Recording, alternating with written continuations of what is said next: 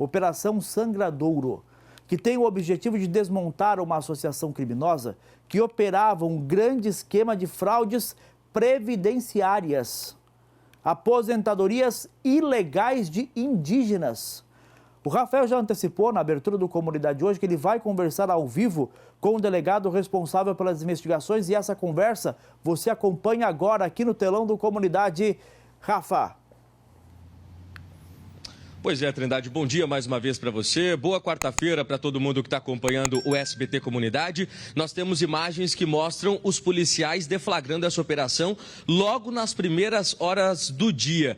Segundo a polícia, os alvos são servidores da FUNAI e até indígenas que estariam envolvidos em um esquema de aposentadorias ilegais, aposentadorias falsas. As investigações apontaram que foram mais de 552 aposentadorias ilegais. Só para se ter uma ideia, segundo a polícia, tinha até uma indígena de apenas 26 anos que já estava desfrutando da aposentadoria. Segundo os policiais, esse esquema causou um prejuízo aos cofres públicos de mais de 54 milhões de reais. Melhor do que eu, já está do meu lado o delegado lá de Barra do Garças, doutor Murilo de Oliveira, que vai trazer detalhes dessa operação para a gente. Doutor, primeiramente, bom dia e vamos falar da operação. Quantos mandados que a Justiça expediu? Teve mandado de prisão e também de buscas. Nessas buscas, a polícia encontrou alguma coisa? Kiko, fala um pouquinho da operação de hoje. Bom dia. Bom dia, primeiramente cumprimento, Rafael, bom dia Trindade, a todos que acompanham o SBT.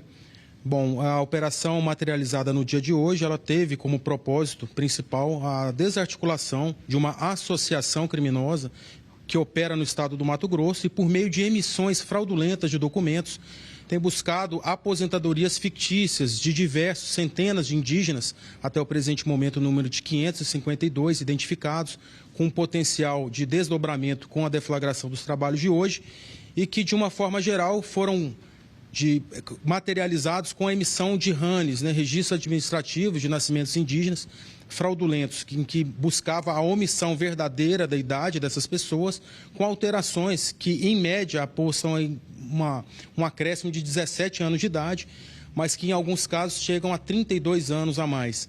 Uma operação que cumpre 19 ordens judiciais cautelares expedidas pela Justiça Federal em Barra do Garças, dentre as quais um mandado de prisão preventiva, cumprido na manhã de hoje, 2 mandados de afastamento temporário das funções públicas, bem como 16 ordens, mandados de busca e apreensão. Todos foram cumpridos, as diligências seguem em andamento e esse material será analisado no momento para nós podermos passarmos para um próximo passo da operação. Doutor, a gente sabe que as investigações ainda estão em andamento, não sei nem se o senhor pode comentar sobre isso, mas tem a informação de como que funcionava esse esquema? Os indígenas chegavam a pagar alguma coisa para conseguir essa antecipação do benefício? E quando que começou essas fraudes?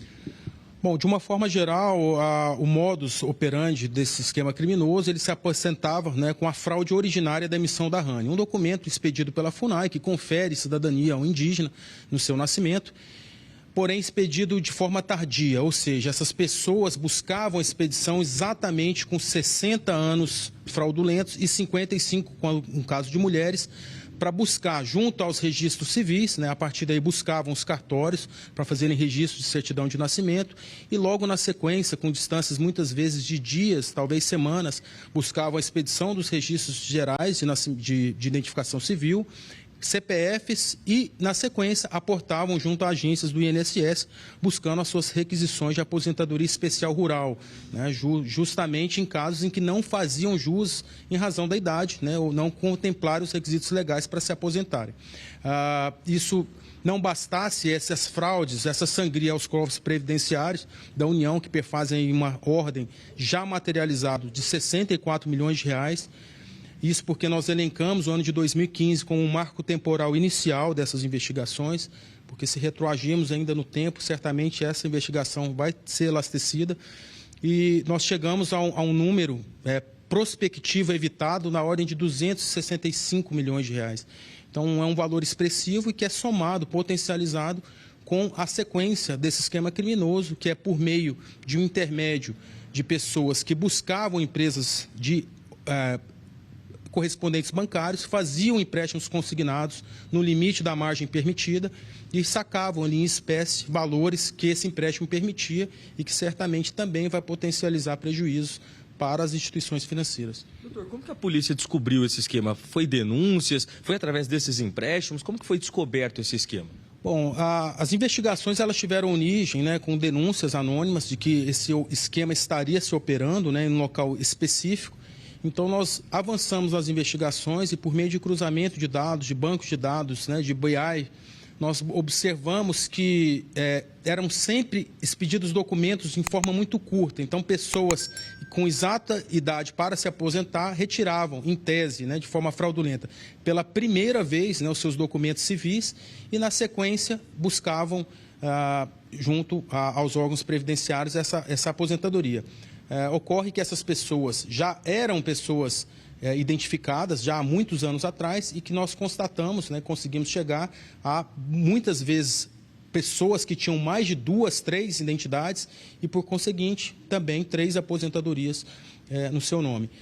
Chama muita atenção a forma como essas pessoas se apresentavam, muitas vezes com aspectos joviais, novos, e se apresentando como pessoas que seriam já, né, sexagenárias aí, com 60 anos ou mais, para buscar esse requisito da aposentadoria. Doutor, teve uma ordem de afastamento também das funções. Seria de algum profissional da FUNAI?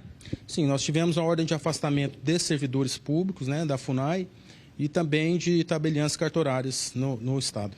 Doutor, o que vai acontecer com essas pessoas envolvidas nesse esquema? Qual que é o próximo passo da operação? Hoje aconteceu esses mandados de prisão, de busca, e qual que é o próximo passo daqui para frente?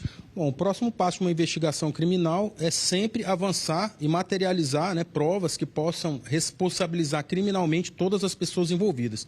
Com essa não é diferente. Então, o que nós buscamos é conseguir mensurar a real extensão do dano, né, inicialmente, saber até que realmente qual é o número exato de indígenas aposentados que podemos ter no Estado, seguindo essa mesma linha investigatória, essa mesma fraude, esse mesmo modus operandi, mas não só.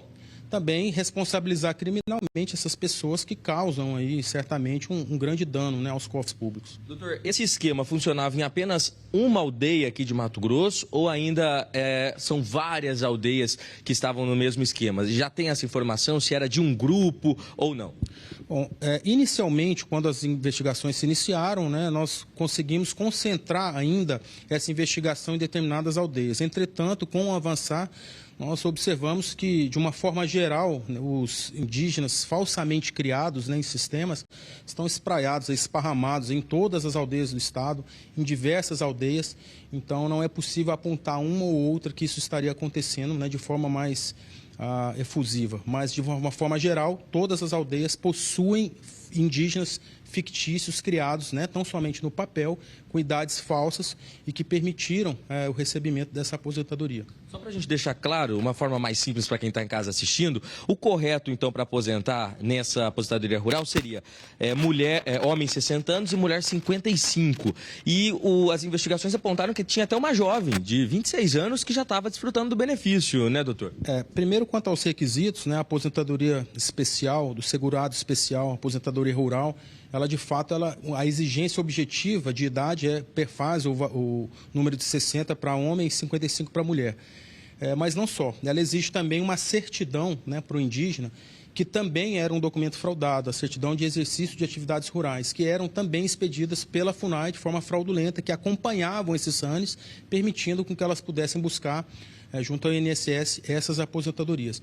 No que diz respeito ao caso específico, né, além desses casos com idades muito avançadas, nós temos vários casos de pessoas que sequer se deram o trabalho de alterar os seus nomes, né, usam os mesmos nomes, usam os mesmos genitores, usam a mesma localidade, mudam a mesma data de nascimento, mudando tão somente o ano, né, acrescentando ali o número exato que possibilitaria com que essa pessoa pudesse ser aposentada. Os investigados vão responder por quais crimes, doutor? Bom, de uma forma abstrata, cada caso, né, casuisticamente será analisado, mas de uma forma geral, estelionato previdenciário, inserção de dados falsos em sistemas oficiais do governo e associação criminosa.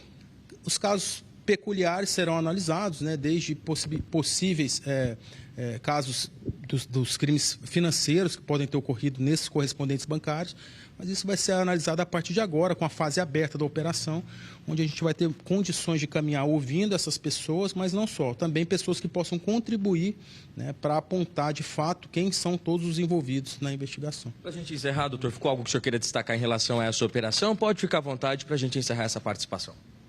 Bom, de uma forma geral, a Polícia Federal ela tem atuado, né, nesses casos em que, de forma muito clara, a sangria aos cofres públicos tem chamado muita atenção. É um montante muito expressivo, né, é uma investigação que foi talhada juntamente com a Força Tarefa Previdenciária do INSS, que teve um grande aporte de informações, também com um grupo de identificação do GID da SR, né, os papiloscopistas fazendo esse trabalho incessante de comparação, nos mostrando que esses laudos foram produzidos pela mesma pessoa, as identidades foram produzidas pelas mesmas pessoas, e a Polícia Federal segue no propósito, né, de avançar nas investigações e poder, de uma forma geral, contribuir socialmente para que essa sangria seja estancada, é o mínimo. Obrigado. Nós conversamos ao vivo com o doutor Murilo de Oliveira. Ele é delegado lá em Barra do Garças e atendeu a nossa equipe aqui com exclusividade. Mais uma vez, traz as imagens da operação que mostram os policiais logo cedinho combatendo esse esquema em aldeias indígenas.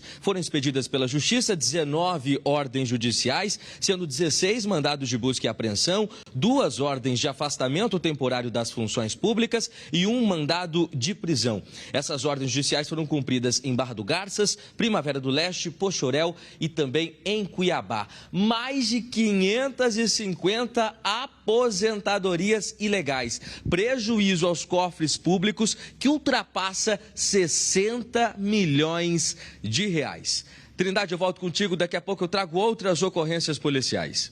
Rafa, muito obrigado. 11 horas e 18 minutos. Assunto extremamente sério. Abrindo a edição de hoje do nosso SBT Comunidade. As imagens voltam em tela cheia para você, da polícia cumprindo estes mandados judiciais que foram expedidos depois de uma complexa investigação por parte da Polícia Federal, Superintendência da Polícia Federal. É absurdo o que estava sendo praticado caso as suspeitas se confirmem. Olha o tamanho do prejuízo aos cofres públicos. 64 milhões. 64 milhões de reais de prejuízo.